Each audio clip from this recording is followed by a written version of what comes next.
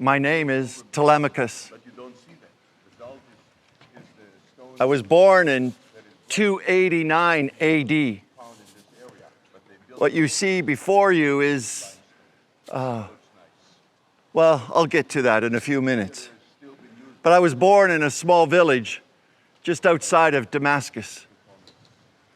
I grew up, stayed in the village, had a nice life with my family and my brothers and my sisters. And as I got a little older, I committed my life to the church. And so I went off into Damascus to a small monastery when I was in my early 20s. And that monastery was nothing special. We did good deeds.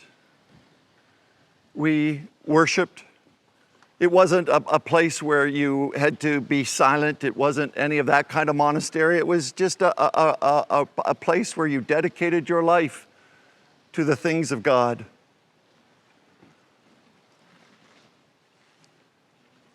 And I did that for many a year. Prayers in the morning, prayers in the afternoon, prayers in the evening, doing good deeds, helping the people, spending times in prayer and fasting, spending times in meditation, learning the scriptures, year after year after year. And there was one day I'll never forget.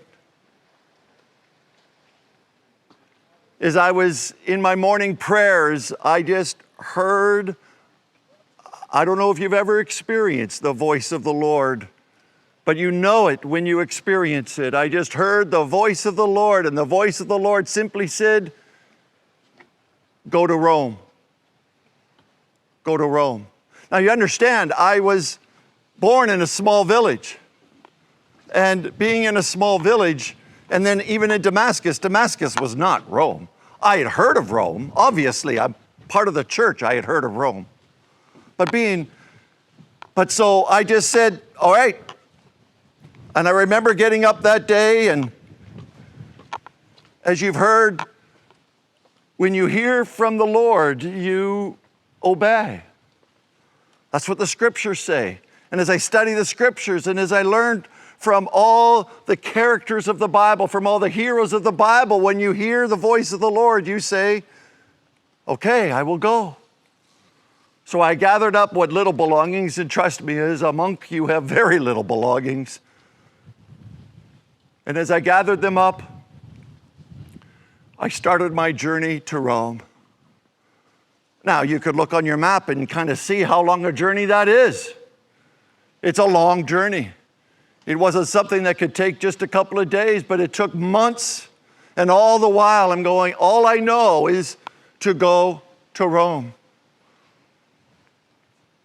And so as I traveled there and just would stay from monastery to monastery, or as people would help me out, and I finally worked my way after months of travel through, that's another story, to hear all the horrifying times that I almost didn't make it.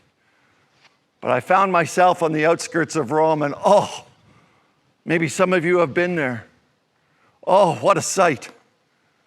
This little monk from a little village outside of Damascus all of a sudden finds himself on the outskirts of Rome. And I'm saying, God, why?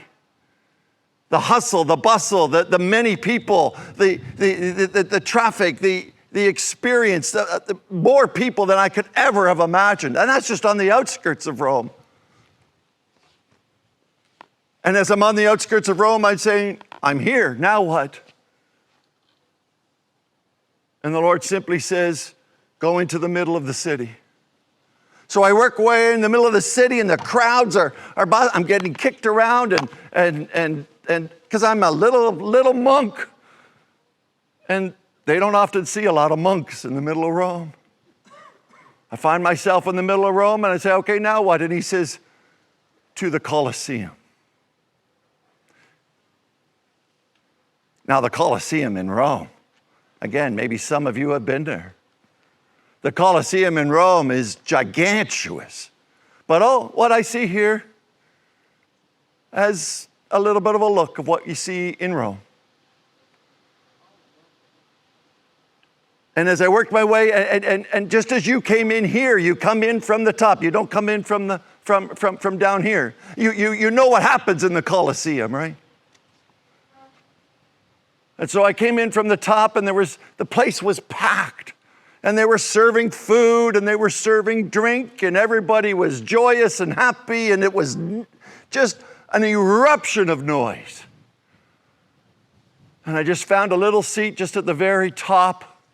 Just sat down, completely confused as to why the Lord had me here in this massive place of people. And all of a sudden, a great cheer went up by the crowd, a great loud cheer. And out from the bottom of the stage, from underneath, came some lions and came some people, and the lions, and they cheered, and they just. The lions just, you know. And there was a great cheer, and I'm like, why am I looking at this? And then that happened a few times, and they brought out men, and they brought out women, and they brought out children. And I recognized the symbols that they were wearing, the symbols of the Christian faith.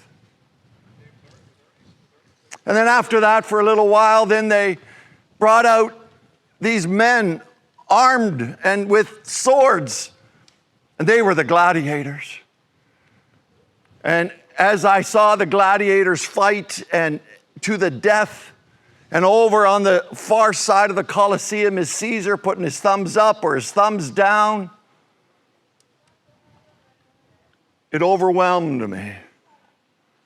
And I stood up where I was at the top of the Colosseum, and I said, in the name of Jesus Christ of Nazareth, stop. But no one heard me. Another gladiator came through, another event came through, and I was overwhelmed again, so I stood up and spoke a little louder, in the name of Jesus Christ of Nazareth, stop. I was loud enough then, and there was a little pause in the cheering and the jeering of the crowd that the group around me heard that. And they looked at me and saw that I was just a little monk. And they went, sit down. You're disturbing the entertainment. Boldly, however, now I was overwhelmed. It just overtook me. I did not sit down. I came down those steps, all the while just saying, in the name of Jesus Christ of Nazareth, stop. And the whole section of the Colosseum was hearing me this. And I came down and I didn't stop. I came down right through the steps and right on to the floor of the Colosseum where the gladiators were fighting. And as I came all the while, I overwhelmed, saying, in the name of Jesus Christ of Nazareth, stop. And the gladiators paused for a moment, and when they paused, the crowd just began to cheer and jeer and began to cry out, run him through, run him through. I was disturbing their entertainment. I was disturbing what they needed to see, blood. Run him through. They had already seen, many of my brothers and sisters ran through just not a short time before. And so as I'm crying out in the name of Jesus Christ of Nazareth, stop, a gladiator, hearing the cheers of the crowd, grabs his sword and runs me through, right through my gut. And as I fall to the ground, I cry one more time, in the name of Jesus Christ of Nazareth, stop.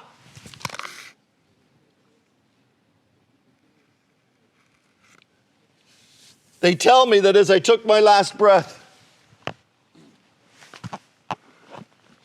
the gladiator that ran me through dropped his sword. The other gladiator, overwhelmed by what had just happened, also dropped his sword. He had the victory, but he dropped his sword. And as those both gladiators dropped their sword, the crowd from the corner that I was in just circulated around the whole Colosseum, and the crowd just went quiet as my body laid in my own blood.